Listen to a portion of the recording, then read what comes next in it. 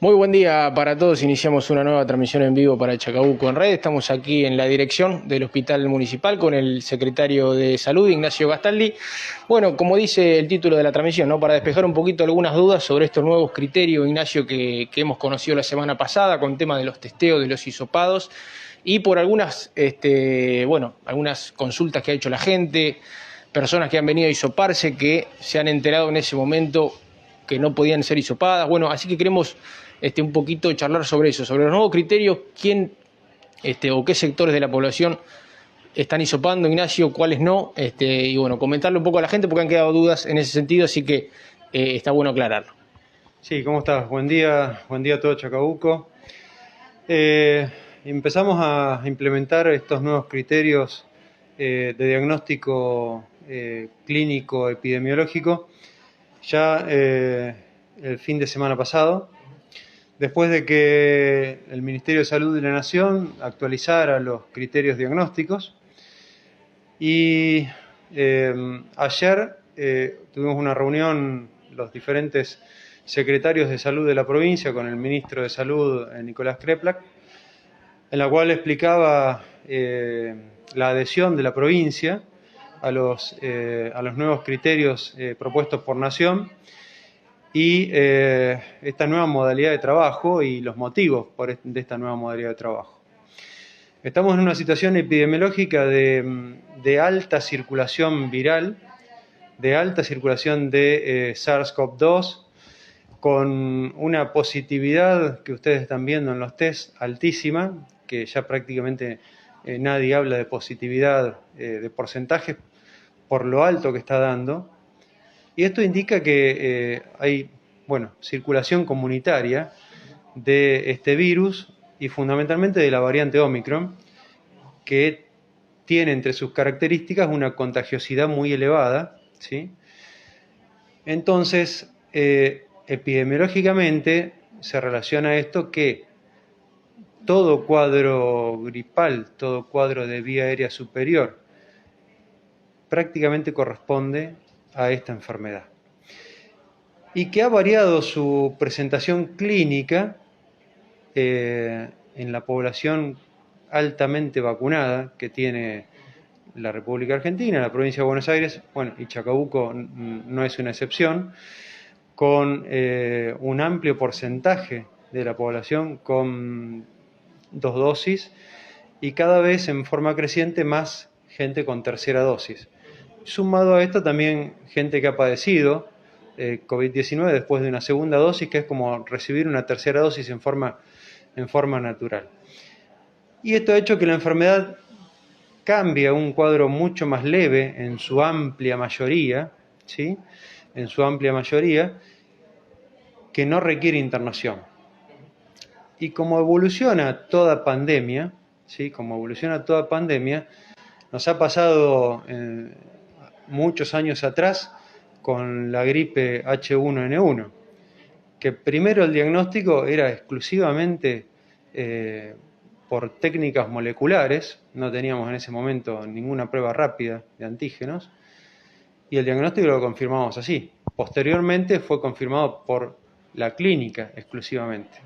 Bueno, ahora está pasando eso, porque los altos índices de positividad se correlacionan con la circulación de este virus y, respecto a los criterios epidemiológicos diagnósticos, más allá de que el paciente tiene que cumplir criterios clínicos, de tener 2 síntomas o más de los ya clásicos conocidos, de fiebre, dolor de garganta, dolor de cabeza, tos, mialgias, malestar general, diarrea, vómitos, más allá de tener alguno de esos 2 síntomas, el paciente tiene que cumplir uno de los criterios epidemiológicos. El ya conocido era haber estado en contacto los últimos 10 días con un paciente confirmado de COVID. El segundo que se incorporó es el de haber asistido a un evento social o laboral donde previamente se conoce que ya hay 3 casos confirmados o más de COVID. Y el tercero es cuando la jurisdicción a la que pertenece ese individuo tiene una tasa de incidencia de casos nuevos en los últimos 14 días mayor a 500. Para hacerla sencilla, Chacabuco, de este último criterio, como la gran mayoría de la provincia, pero fundamentalmente toda la región sanitaria, tenemos una incidencia de más de 3.000 casos nuevos en los últimos 14 días. O sea, ya no importan los otros dos criterios. Los otros dos criterios no son de consideración. Ya tener un cuadro viral, ¿sí? Un cuadro de rinitis, congestión, dolor de garganta, un poco de tos, un poco de dolor de cabeza, algunos de estos síntomas son indicativos de que el paciente, con alta certeza y mucha más certeza que el test rápido, ¿sí? El paciente tiene COVID. Y acá se presentan las situaciones en las cuales dicen, no, pero yo me hice un test rápido y me dio negativo. ¿No tengo COVID? No, ese paciente tiene COVID, ¿sí? No hay técnica de laboratorio para ninguna enfermedad que sea 100% sensible y 100% específica, ¿sí? No hay Perdón, Ignacio, te voy cortando y trasladando algunas dudas. Entiendo perfectamente lo que decís, pero hasta hace 2 semanas, por ejemplo, uno iba con los mismos síntomas a un lugar de hisopado municipal, lo hisopaban y daba negativo, y esa persona podía hacer su vida normalmente, ya que dio negativo. Ahora, este problema que surge es el que explicaba recién. Me dicen que tengo COVID, voy a un laboratorio privado, soy negativo. ¿Qué tiene que hacer esa persona y por qué es así? Ese paciente, si tiene síntomas compatibles con la enfermedad, tiene que ser nominalizado con su ficha epidemiológica, ¿sí? Va a ser diagnosticado por criterio clínico epidemiológico, va a tener que cumplir con la norma, como dice actualmente, de el aislamiento, de la cuarentena, y evitar durante 7 días estrictos salir de esa cuarentena, y los 3 días siguientes evitar reuniones sociales y evitar contactos con personas de riesgo. Aunque dé negativo por cualquier otro tipo de análisis. Incluso la prueba, el test rápido, si bien es muy buena, ¿sí? Y cuando da positivo no hay dudas de que el paciente tiene virus en las secreciones respiratorias, si da negativo puede ocurrir por diferentes cuestiones, porque hubo un error de muestreo, ¿sí? Porque la técnica fue mal tomada, la muestra fue mal tomada, porque se toma muy precozmente y la curva de ascenso de virus en las secreciones respiratorias, la cantidad de virus en la vía aérea es baja los primeros 4 días, ¿sí? Y los primeros 4 días puede dar negativo y el paciente tiene síntomas, está empezando con la enfermedad, se testeó muy rápido y le da negativo y dice, no, yo no tengo nada, y es el paciente que sale de la cuarentena, no cumple los criterios de aislamiento, como tiene el test negativo, anda haciendo su vida normal, contagia a otros, probablemente los días subsiguientes mejore, y dice, listo, se me pasó, no tengo nada, ¿sí? Y bueno, y ahí es donde tenemos la circulación comunitaria. Perdón, Ignacio, para dejar en claro, a ver, una persona que no está dentro de los sectores de la población, que ahora los vas a mencionar, los que sí se testean y son hisopados, presenta síntomas, ya de alguna manera es un caso positivo de coronavirus. ¿Cuáles son los pasos a seguir? ¿Qué tiene que hacer? ¿Tiene que venir a un centro de testeo? ¿Tiene que avisar por teléfono? ¿Qué es lo que tiene que hacer? Mira, hemos ampliado la oferta de lugares de atención, ¿sí? No lugares de testeo. Lugares de testeo los hemos disminuido. Lugares de atención, ¿sí? Pueden concurrir a la ALA 3, pueden concurrir a los centros de atención primaria de la salud en horario de atención médica, que van a ser atendidos, ¿sí? Los tienen que revisar, medicación específica no hay, como ocurre con todos los cuadros virales que históricamente el ser humano ha padecido, la gran mayoría no tiene tratamiento específico. Les van a dar tratamiento sintomático, les van a dar las pautas de seguimiento, de aislamiento y de cuarentena, van a completar sus datos en una ficha y esos pacientes tienen que ser cargados en el Sistema Nacional de Vigilancia Sanitaria, ¿sí? Ignacio, se empieza a ver con la llegada de los partes diarios una disminución de los casos. ¿Eso se debe a que realmente están bajando o que la gente, por lo general, ya cuando sabe que tiene estos dos síntomas, a lo mejor sí se aíslan, pero ya no lo comunica? Yo creo que hay gente que directamente no consulta, ¿sí? Que directamente no consulta, que tiene síntomas compatibles, que sabe cuál es la conducta y que al no tener ni severidad ni ser un cuadro moderado, se queda en su casa y cumple los días, evoluciona bien y después sale. Por ahí está el tema del trabajo también, Ignacio, porque si esta persona, como vos decís, no avisa, pero se queda aislado, tiene que avisar al trabajo y tiene que certificar que tiene COVID. Esa persona va a tener que consultar, sí o sí, para poder completar sus datos, tenerlo nominalizado, nombre, apellido, documento, fecha de nacimiento, domicilio, poder cargarlo al sistema, ¿sí?, nacional de vigilancia y poder emitirle el certificado. Si no, de otra manera, no se le va a poder emitir un certificado específico por COVID, ¿sí? Puede tener una consulta privada con otro médico y le va a extender un certificado de un cuadro viral, pero no sería lo estrictamente adecuado, dado que es una enfermedad de denuncia, ¿sí? Es una enfermedad que requiere registro y hay que completar con eso. Hay pacientes que sí o sí continuamos hisopando, que son los pacientes que están dentro del grupo, por un lado la edad, mayores de 60, ¿sí? Por otro lado el grupo de riesgo, diabéticos, obesos, pacientes desnutridos, inmunodeprimidos, enfermedades cardíacas, enfermedades respiratorias crónicas. Las embarazadas, ¿sí?, son un grupo que continuamos testando, sabemos que tienen una evolución que puede ser diferente al resto de las personas, ¿sí? Los internados, ¿sí? Volvemos ahora sí a transmitir en vivo para Chacabuco en Red. Tuvimos un problemita de señal. Bueno, como ya saben, lo que venían viendo, estamos en el hospital municipal, en la dirección, hablando con el secretario de Salud, Ignacio Gastaldi, sobre esta nueva metodología, por así decirlo, de hisopado, de testeos y demás. Así que seguimos charlando. Estábamos recién hablando y vamos a aclarar un poquito el tema, la situación, ¿no? Porque, repetimos, hay gente que por ahí viene a la consulta, lo diagnostican como positivo sin ser hisopado, y permanecen con la duda, van y se hisopan en forma privada, tal vez en algunos casos dan negativo, Ignacio, pero pueden ser falsos negativos, ¿no? Es lo que venimos charlando, porque el índice de positividad de acuerdo a estos síntomas es prácticamente casi el 100%, así que pueden ser falsos negativos, así que la recomendación es igualmente seguir con las medidas de aislamiento y demás.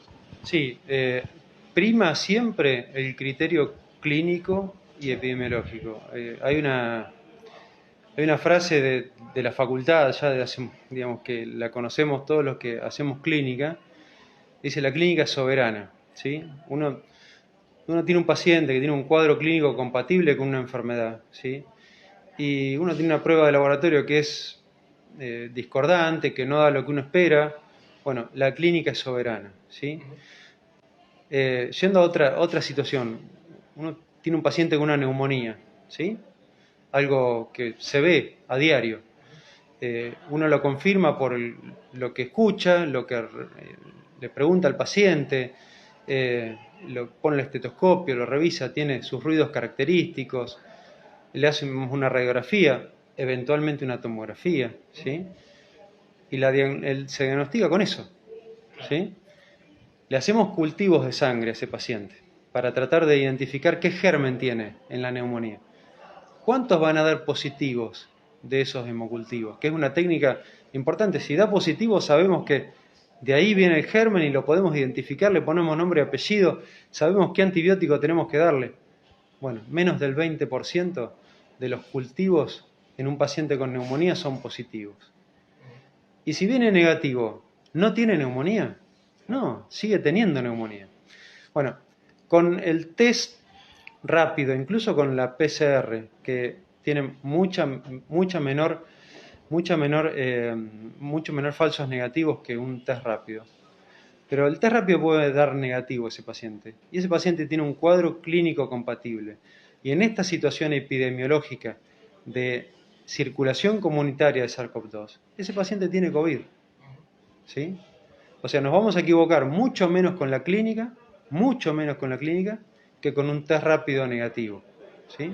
El test rápido negativo no es, y eso ya lo dijimos antes, no es un pasaporte para estar exento de cumplir con lo que la enfermedad hay que hacer, ¿sí? Digamos, no, yo para ir dejando claro algunas cosas, un empleado de una empresa tiene síntomas, viene, le dicen es positivo y el empleador le dice no, andá hisoparte, si sos negativo vení a trabajar. No, se tiene que aislar.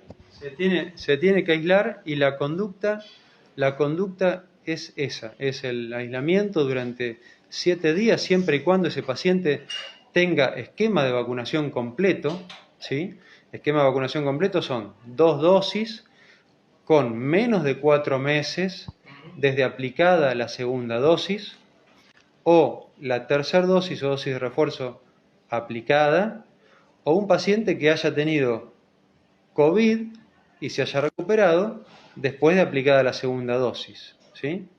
Esos pacientes tienen una inmunización completa de forma que pueden, ante un nuevo evento de COVID, estar 7 días de cuarentena estricta y 3 días más de evitar reuniones sociales y evitar a personas de riesgo.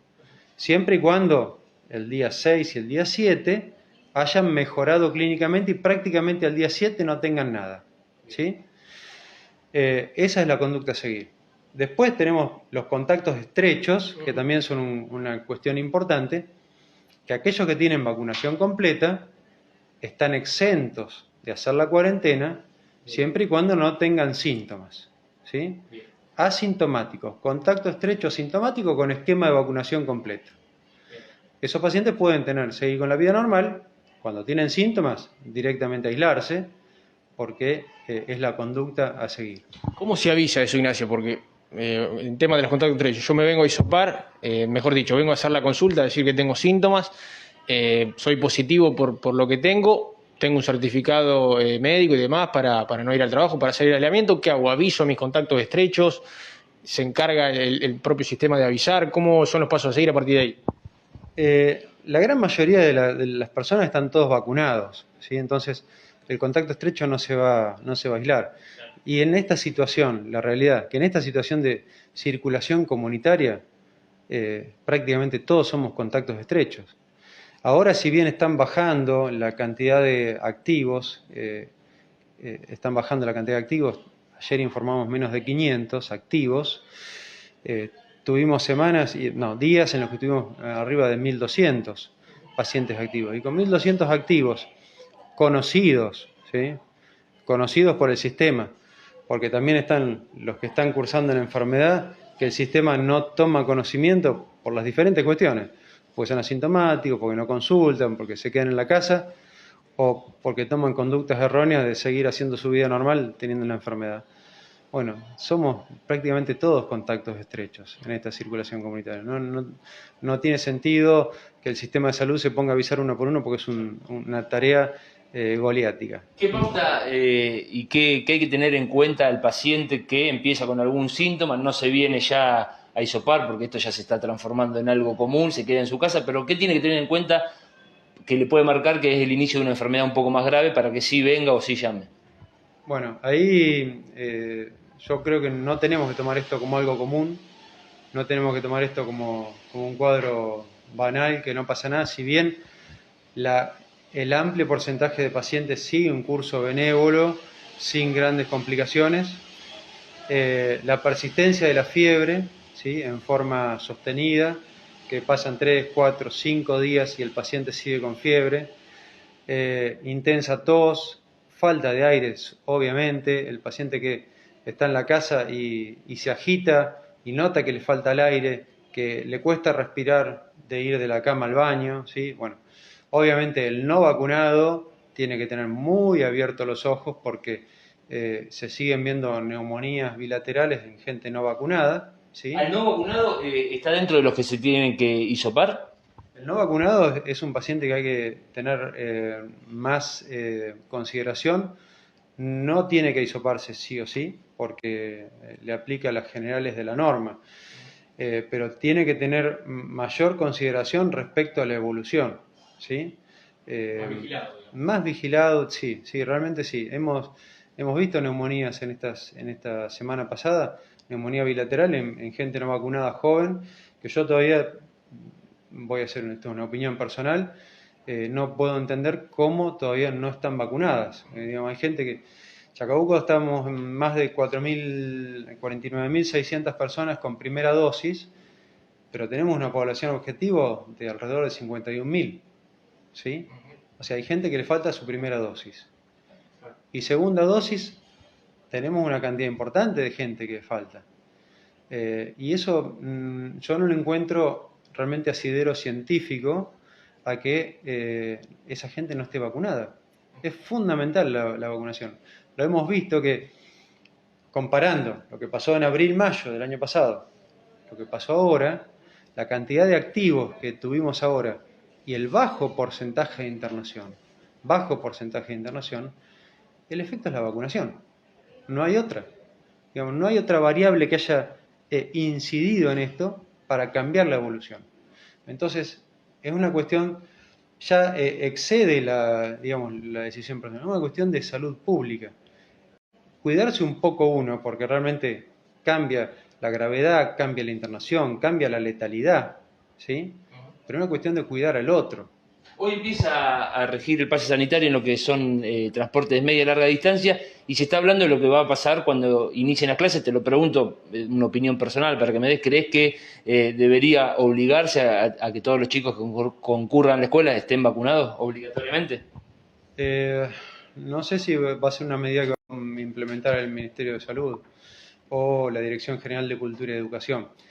Creo que es fundamental que los alumnos tengan su inmunización completa para garantizar una escolaridad presencial plena como tiene que pasar. No podemos tener más un país, ya no hablo de Chacabuco, un país sin escolaridad de la manera que tenemos que tener. Tenemos que tener un futuro como país y eso, la base es una escolaridad. Es la educación, es enseñar como hay que enseñar, los alumnos tienen que aprender todo lo que tienen que aprender y eso es lo único que nos va a dar herramientas para tener un futuro realmente como merecemos. No podemos tener más esta virtualidad a medias, que los maestros sé que hicieron un esfuerzo muy importante en dar clases en forma virtual, pero la presencialidad es la presencialidad. Hace unos días, con respecto a este tema, enviaron desde la Municipalidad de Chacabuco hacia la región sanitaria una carta ofreciendo todos los recursos, las dependencias, para poder lograr esto de avanzar en la vacunación en los chicos antes de que comiencen las clases. ¿Qué respuesta recibieron, si tuvieron alguna?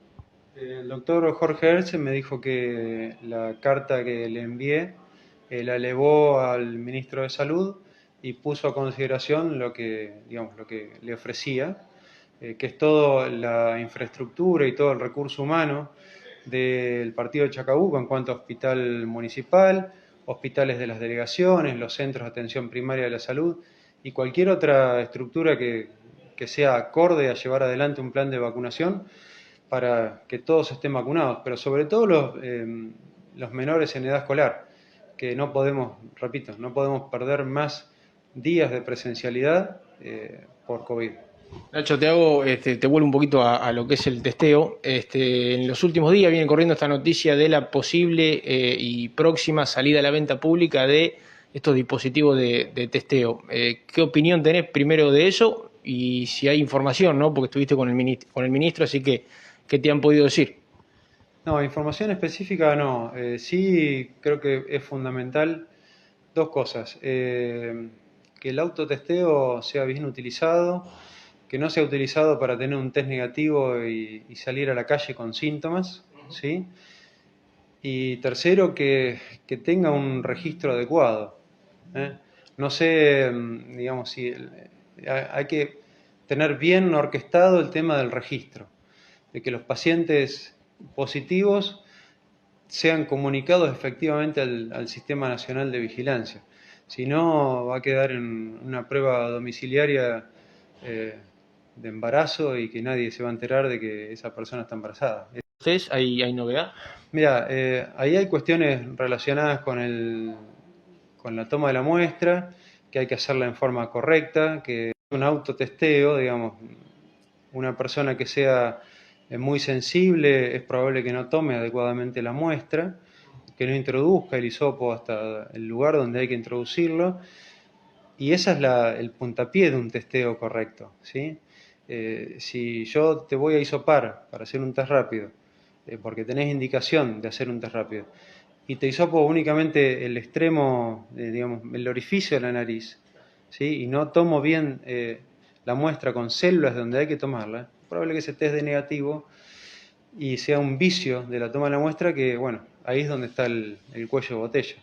Yo te hago la última de mi parte, por lo menos. Entiendo que han cambiado, han trasladado nuevamente la terapia intensiva al lugar original. Preguntarte por eso primero, cómo quedó, cómo está funcionando y cuál es la situación de los internados acá en el hospital por coronavirus, cuántos hay y cuál es su cuadro. Sí, se trasladó nuevamente la terapia intensiva al lugar donde originariamente funcionaba, después de haberle hecho unos trabajos de refacción, de estructura eléctrica. Realmente quedó muy bien. No hay pacientes COVID actualmente internados en la terapia intensiva. Y de los pacientes internados, en el parte de ayer comunicamos 13 positivos internados, algunos con un poquito más de gravedad de la enfermedad, otros más leves, la gran mayoría con requerimiento de oxígeno. Ese es el motivo de internación, obviamente por compromiso pulmonar o por patologías agregadas. Esa es la situación actual. Ignacio, muchas gracias. Hasta luego.